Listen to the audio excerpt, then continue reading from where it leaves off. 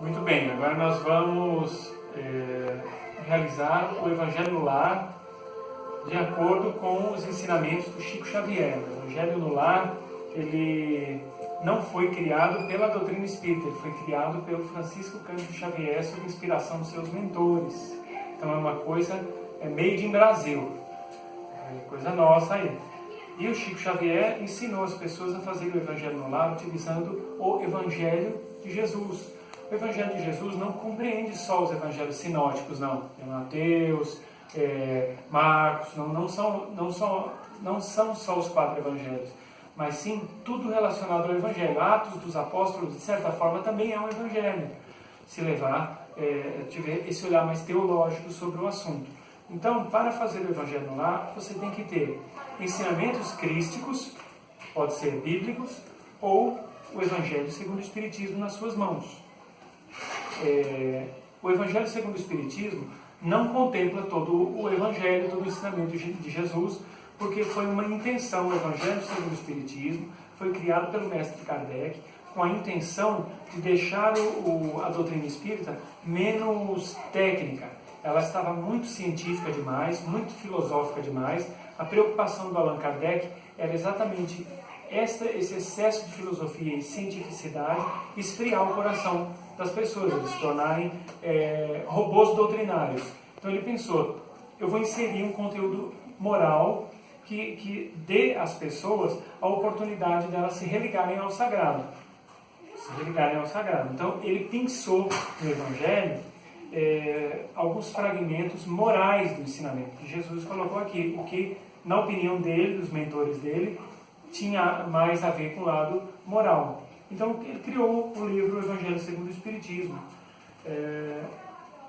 Só que o Chico Xavier orientou fazer o Evangelho no Lar de um modo em que as pessoas aproximassem a egrégora crística para dentro de suas casas, com o objetivo de melhorar o padrão vibratório do ambiente e tornar a família, que é a célula máter da sociedade, uma instituição saudável. E outra coisa, as 3 instituições básicas de educação da sociedade são a religião, a escola, a família. Essas são as 3 instituições básicas educativas. Com as religiões não se pode contar muito, que vivem competindo umas com as outras, inclusive da mesma tendência religiosa, elas entram em conflito. Com a instituição escola, também é questionável por conta de uma série de fatores. Não se tem mais, hoje em dia, isso vem se perdendo muito, a questão disciplinar. Hoje em dia está dando muito direito para o jovem e não se mostra os deveres. Então o jovem ele cresce entendendo que ele tem muito direito e tem aí ele não acha que ele tem que oferecer nada em troca para ter aquele direito. E a pessoa tem direitos conforme os deveres. Então não se pode contar muito, lamentavelmente, com a instituição escola para dar essa base. Nós estamos aí contando com o princípio da família. Então, portanto, se as famílias não tiverem base, consequentemente, as instituições religiosas e a escola também não terão base. Por isso que as instituições como escola e religião estão sendo detonadas de dentro para fora, porque a família está começando a fracassar.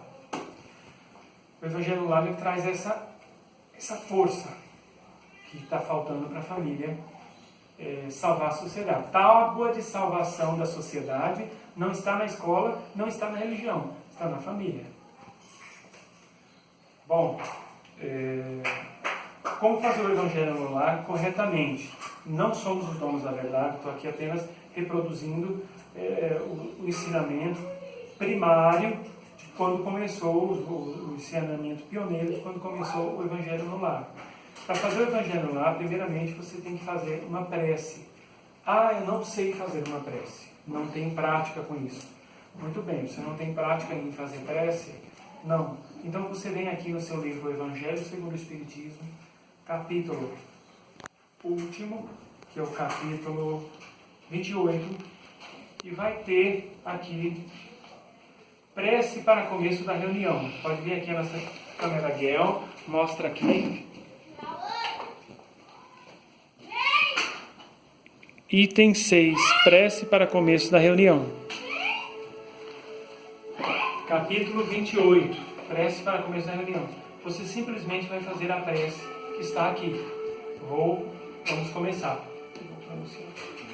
Rogamos ao Senhor Deus Todo-Poderoso enviar-nos os bons espíritos para nos assistirem, e afaste aqueles que possam induzir-nos ao erro e dar-nos a luz necessária para distinguirmos a verdade da impostura. Afastai também os espíritos malfazejos, encarnados e desencarnados, que poderiam tentar lançar a desunião entre nós, e com isso desviar-nos da caridade e do amor ao próximo. Se alguns procurarem penetrar nesse recinto, fazei que não encontrem acesso em nossos corações. Bons espíritos, que vos dignai vir instruir-nos, tornai-nos dóceis aos vossos conselhos. Afastai-nos de todo pensamento egoísta, de orgulho, inveja e ciúme, e inspirai-nos a indulgência e a benevolência para com os nossos semelhantes presentes ou ausentes, amigos ou aqueles que se julgam nossos inimigos. Fazei, enfim, que pelos sentimentos que nos animarem, possamos reconhecer a vossa salutar influência. Dai aos médiuns que encarregados de nos transmitir os vossos ensinamentos a consciência da santidade do mandato que lhes é confiado e da seriedade do ato que irão praticar, a fim de que o façam com o fervor e o recolhimento necessários. Se estiverem entre nós pessoas que foram atraídas por outros sentimentos que não os do bem, abri seus olhos à luz e perdoai-lhes como nós lhes perdoamos, se vieram com intenções malfazejas. Pedimos especialmente aos nossos mentores para assistir e velar por nós. Abrimos o nosso Evangelho. Mas precisa fazer exatamente esta oração do item 6, capítulo 28 do Evangelho segundo o Espiritismo? Não, você pode fazer uma com as suas próprias palavras. Mas se você ainda não tem essa prática, você pode recorrer no final do seu Evangelho. Terminou de fazer a prece? Você vai onde você parou, ponha um marca-página no seu Evangelho. No caso aqui, nós estamos no capítulo 10.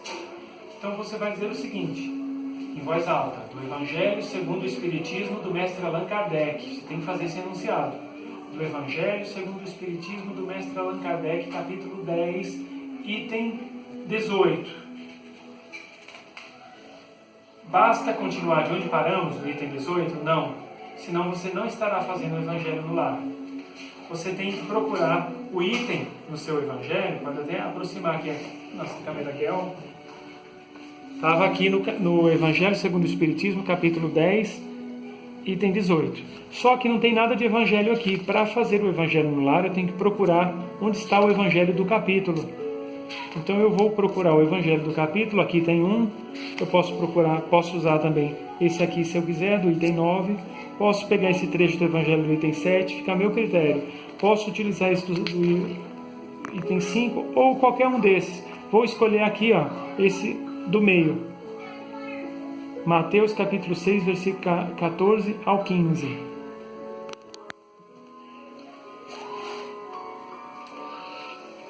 Ainda no capítulo 10, eu fui lá no item do Evangelho, item 2, escolhi o trecho do Evangelho do item 2, e pronuncio em voz alta: se perdoardes aos homens as ofensas que vos fazem, também vosso Pai Celestial vos perdoará os vossos pecados.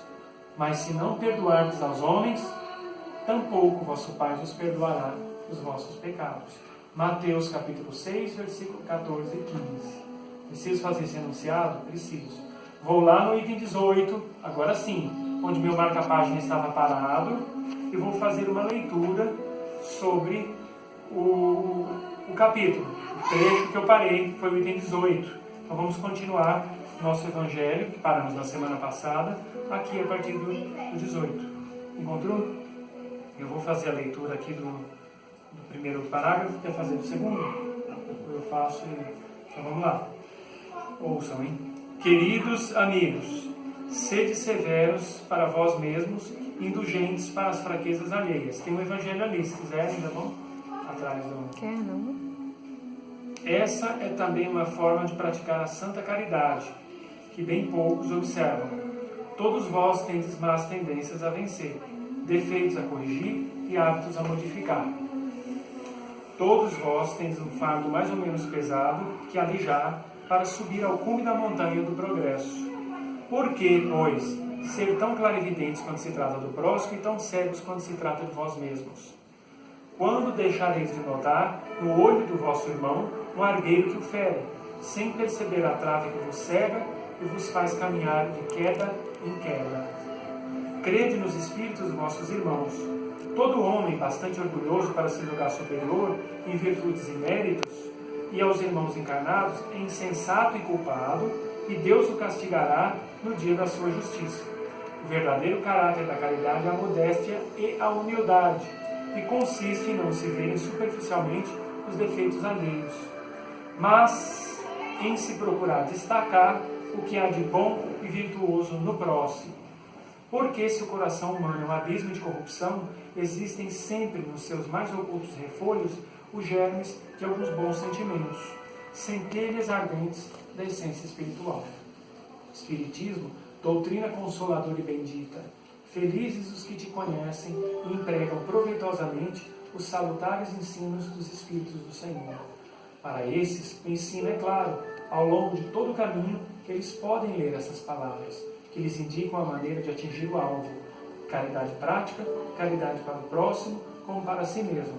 Em uma palavra, caridade para com todos e amor de Deus sobre todas as coisas. Porque o amor de Deus resume todos os deveres. Porque é impossível amar a Deus sem praticar a caridade, da qual Ele faz uma lei para todas as criaturas.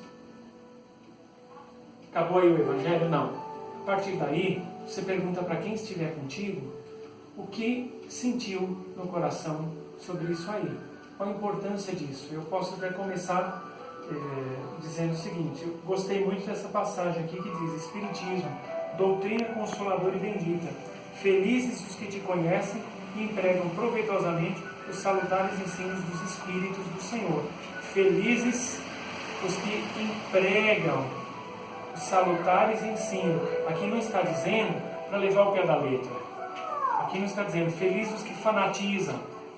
Aqui não está dizendo felizes os que levam o pé da letra. Felizes são os que se tornam radicais com os ensinos dos Espíritos. Está dizendo felizes os que empregam proveitosamente os saudáveis, salutares e saudáveis, ensinos dos Espíritos. O que os Espíritos ensinam dentro da doutrina? Que você deve procurar se tornar pelo menos um pouco melhor do que você era na encarnação anterior. Para isso você precisa saber quem você foi? Não. Porque pelo tipo de vida que você leva hoje, pelo que lhe acontece hoje, você já sabe mais ou menos que tipo de pessoa você era na outra vida. Você pode não saber seu nome, sua raça, sua nacionalidade anterior, mas a índole, o perfil, que tipo de ação você tinha, você sabe porque reflete nessa encarnação. Eu acho isso aqui muito interessante. Teve algum trecho que você sentiu que é importante para as pessoas? Ou uma dúvida? Às vezes no Evangelho surge dúvida também. Aí, aquele que se sente mais à vontade para esclarecer, alguma parte que você viu que ficou...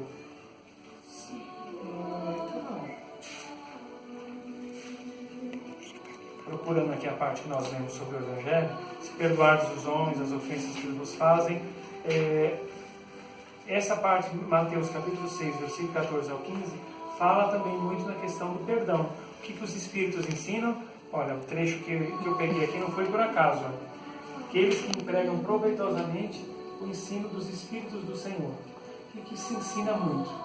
O que é espiritualidade? Geralmente numa psicografia, quando uma filha pega a carta de um pai, quem já trabalhou com psicografia ou frequentou casas que trabalham com isso, geralmente vem: não sobrecarregue seu coração, carregue, filha querida, como é bom vir para cá sem deixar pendências aí na terra. A gente chega aqui tão leve.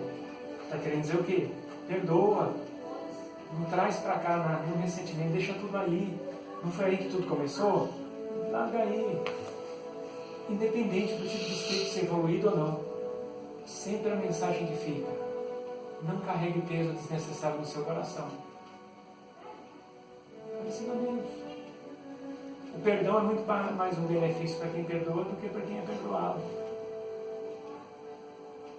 Porque às vezes quem foi perdoado continua sendo a mesma pessoa. Complicada, às vezes traiçoeira, caloteira. Mas aquele que perdoou, não. Quem saiu ganhando com isso? Quem perdoou, quem foi perdoado, quem perdoou. Mas também tem a caridade, né? Sim, é outro ensinamento também que os espíritos ensinam. Esse é fundamental, né? Até o lema da doutrina espírita é esse: fora da caridade não é salvação. A divisa da bandeira espírita, se é que existe uma bandeira, Allan Kardec nunca criou nenhuma. Mas Só que a gente tem que ser caridoso primeiro com a gente, pra gente ser caridoso com os de fora, né? Conosco, a caridade quer dizer o amor em ação. Então, se nós não colocarmos o amor em ação em relação a nós, como você pode dar o que não tem? Exatamente. Você conhece alguém que dá o que não tem? Não. Se você não tem amor, você não vai. Não vai dar amor. Qualquer pessoa que não tem amor próprio, falar que ama o outro, não é amor. Pode ser apego, pode ser uma paixonite, pode ser... Se ela não gosta dela mesma, né? Vai ver Ela vai gostar de outra. Admiração? Pode ser uma coisa frívola, como a admiração. Eu já ouvi desejo carnal. isso.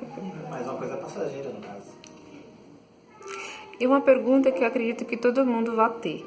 E quando eu fizer sozinha? Quando faz sozinha, você simplesmente proclama. Vamos supor que eu estou aqui sozinho. Terminei de ler o Evangelho no lar. Você vai proclamar em voz audível, não precisa ser alta para a vizinhança escutar, mas audível. Você escolhe um trecho igual esse que eu escolhi e diz assim: comentário sobre o trecho lido. Espiritismo, doutrina consoladora e bendita, felizes os que te conhecem e empregam proveitosamente os salutares ensinos dos Espíritos do Senhor. Gostei muito dessa mensagem, porque para mim ela vem confirmar tudo aquilo que eu já esperava da doutrina espírita. É isso mesmo que eu queria para mim e aí vou procurar sempre vibrar nessa sintonia para atrair espíritos companheiros para me ajudar nessa marcha evolutiva. Isso é um exemplo. Simplesmente você expressa o que você achou de um trecho do Evangelho. Ali, mas ele está falando sozinho? Aí vai do entendimento de cada um. Mas é bom deixar claro qual trecho que lhe chamou a atenção e você comentar esse pequeno trecho só com você, sozinho. Mas você não estará sozinho.